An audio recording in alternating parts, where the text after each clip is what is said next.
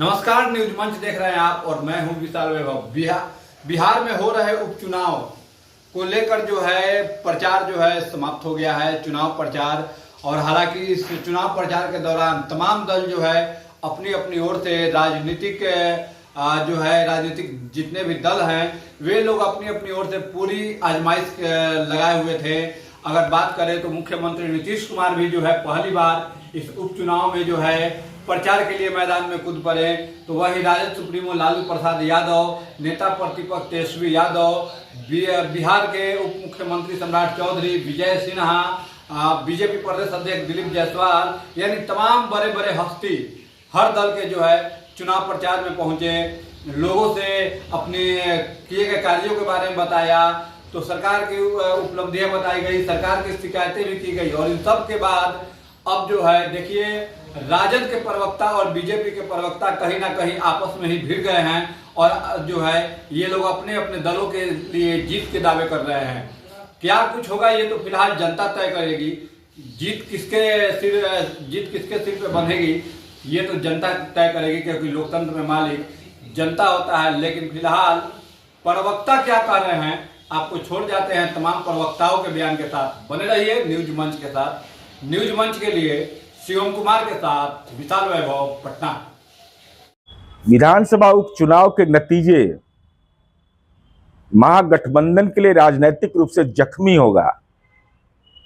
भावार्थ सीधा है कि माननीय नीतीश कुमार जी ने इस राज्य के अंदर जो सामाजिक सौहार्द कायम किया, लेकिन टारगेट करके बेलागंज उपचुनाव में सुरेंद्र यादव के बेटे की उपस्थिति में अल्पसंख्यक समुदाय के नौजवान को प्रश्न पूछने के आलोक में पिटाई की जाती है। रामगढ़ की सीट जहां पर माननीय सुधाकर सिंह के भाई लड़ रहे हैं, वह 300 बूथों पर लाठी से पीटने की बात कर रहे हैं। सीधा अपरोक्ष ये अति पिछड़ा दलित समुदाय के लोगों को उनके औकात को बताने की कोशिश है। और बेऊर जेल से ले जाकर कोडरमा में उम्मीदवार हथकड़ी लगा करके उसके नामांकन प्रक्रिया में तेजस्वी यादव भाग लेते हैं।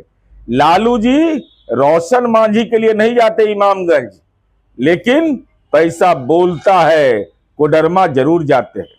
इसलिए ऐसी स्थिति में इमामगंज की जनता को भी इस बात का एहसास है। और माननीय प्रशांत किशोर जी का तो ये तो ऐसे राजनीति के खलनायक निकले कि चुनावी मैदान में थे और चुनावी मैदान में वायदा किया था कि अच्छा उम्मीदवार देंगे, तो उनका राजनीतिक जन्म पत्र या आपराधिक देख लीजिए कैसा कैसा उम्मीदवार दिए। और माननीय सर्वोच्च न्यायालय में चुपचाप याचिका दाखिल कर दिया कि चुनाव को स्थगित करिए। ये तो पहले ही हारे हुए जंग के खिलाड़ी हैं और शराबबंदी पर इनकी जुबान नहीं खुल पाई, इसलिए जनता ने तो इनका तंबू उखाड़ दिया। एशियन महिला हॉकी टूर्नामेंट का कल उद्घाटन था राजगीर में। नीतीश कुमार जी ने किया, लेकिन जिन दल के कोटे में खेल मंत्रालय है, खेल मंत्री का तो अता ही पता नहीं किस बिल में ढुके हुए हैं। ये दोनों उप मुख्यमंत्री जो बाचालता के लिए जाने जाते हैं, इनका तो कहीं दिखा ही नहीं भाई, कहीं उप मुख्यमंत्री दो है भाजपा कोटे का, कहीं अता पता नहीं। भारतीय जनता पार्टी दबाव बना रही है कि भाई नीतीश कुमार जी सत्ता अपने हाथ में लिया जाए। अब नीतीश कुमार जी आहत होकर करके दोनों उप मुख्यमंत्रियों को राजनीतिक लात मारा, बुलाया तक नहीं। ये दोनों दलों के बीच में जो शाह मात का खेल है, एक सत्ता हथियाना चाहती है, एक छटपटाहट में अपमान कर रही है। एक ऐसी सरकार गठबंधन की बेमेल की ये सरकार चल रही है, सिर्फ सत्ता की मलाई के लिए। सत्ता की मलाई खाने के लिए भारतीय जनता पार्टी हर अपमान को सहन करने के लिए खड़ी है, सब लोग देख रहा है। लेकिन भारतीय जनता पार्टी चुप्पी साधे है और नीतीश कुमार जी भाजपा को औकात दिखा रहे हैं। एक मिडल लॉ नौकरी पर खेल मंत्रालय गठन, तेजस्वी जी के संकल्पों के अनुरूप बिहार के मुख्यमंत्री नीतीश कुमार जी को करना पड़ा। ये था काज करने का। आपने देखा होगा गांधी मैदान में उतनी बड़ी नियुक्ति मेला जो लगा गांधी मैदान में, तेजस्वी जी ने पूरे रौब के साथ वहां अपना प्रेजेंटेशन भी किया और राजधर्म का ही पालन किया, गठबंधन धर्म का ही पालन किया। लेकिन भाजपा सत्ता की मलाई के लिए नीतीश कुमार जी की चरण वंदना भी करती है और उनकी जूती के नोक के इशारों पर चलती भी है।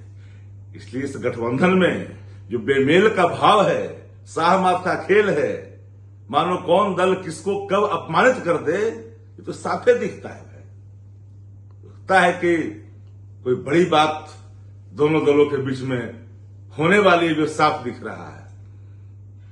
श्री शक्ति यादव जी, महिला एशियन गेम का उद्घाटन माननीय मुख्यमंत्री श्री नीतीश कुमार जी ने किया है और माननीय मुख्यमंत्री नीतीश कुमार जी एनडीए गठबंधन के बिहार सरकार के मुखिया हैं और बिहार के नेता हैं हमारे, इसलिए उन्होंने उद्घाटन किया। हाथी के पांव में सबके पांव होता है और आप जो है बंदर बने हुए हैं कि बंदर बांट करेंगे, एक कटा इधर से काटेंगे रोटी में, एक कटा उधर से काटेंगे, ये सब मुंगेरी लाल के हसीन सपने हैं। ये समय गुजर गया है।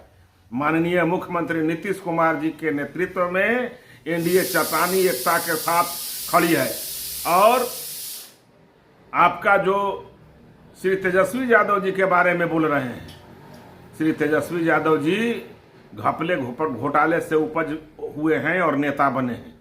न क्रिकेट अच्छा से खेल सके, न राजनीति के फील्ड में कोई उनका आंदोलन आज तक किए हैं। सिर्फ पिकनिक मनाए हैं, सावन में मुर्गा भात खाए हैं और रामायण के प्रति अपने मंत्रियों से जलवाए हैं। इसके अलावा और कोई दूसरा काम नहीं किए हैं। ये नौकरी भी माननीय मुख्यमंत्री नीतीश कुमार जी का देन है और बिहार का विकास भी नीतीश कुमार जी का देन है और पूरे देश में नरेंद्र मोदी और नीतीश कुमार का जो विकास का इतिहास है वो पूरा दुनिया देख रहा है। 4 सीटों के उपचुनाव में महागठबंधन के प्रति लोगों का स्पष्ट रूप से समर्थन और विश्वास दिख रहा है। लालू जी के विचार और तेजस्वी जी के कार्यों के प्रति लोगों का जो समर्थन है, लोगों का जो विश्वास है, वो स्पष्ट रूप से दिख रहा है और महागठबंधन चारों का चारों सीट जीतने जा रही है। देखिए, हमें जनता का समर्थन है, हमें जनता पर विश्वास है और जनता जिस तरह से तेजस्वी जी के कार्यों के प्रति, तेजस्वी जी के द्वारा नेता प्रतिपक्ष की हैसियत से जो सरकार को आईना दिखाने का काम किया है, उससे लोगों का विश्वास तेजस्वी जी के नेतृत्व पर और बढ़ा है।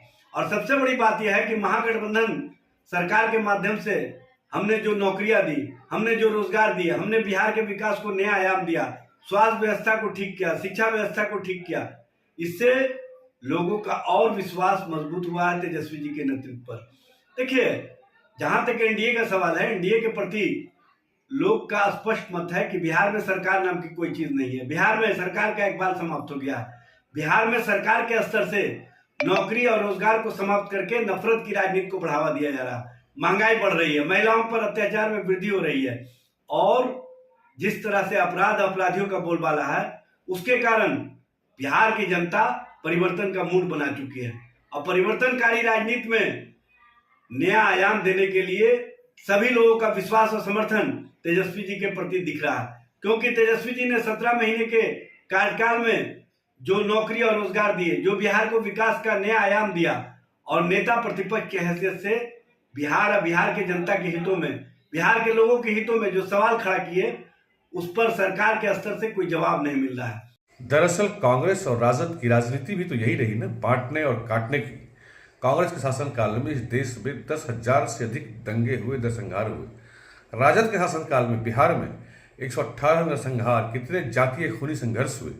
तो जब मोदी जी और योगी जी बात करते हैं कि एक रहोगे तो सेफ रहोगे, बटे हुए तो कटोगे, तो इनको परेशानी होती है। दरअसल इनकी पीड़ा है कि बांटने और काटने वाले ये लोग, इसमें घबराहट पैदा हो गई है इनके इस बयान से, मोदी जी के इस बयान से।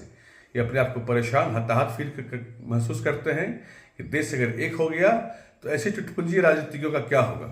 इसलिए लोग हताश हैं, परेशान हैं, लेकिन देश मोदी जी की बातों पर भरोसा करता है।